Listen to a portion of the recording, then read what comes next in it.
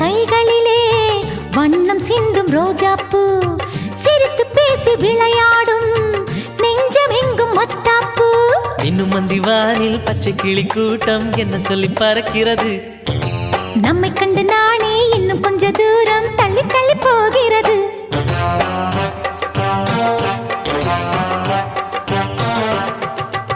எங்களின் கதை கேட்டு தலையாட்டுது தாமரைப்பூ மயிலே நான்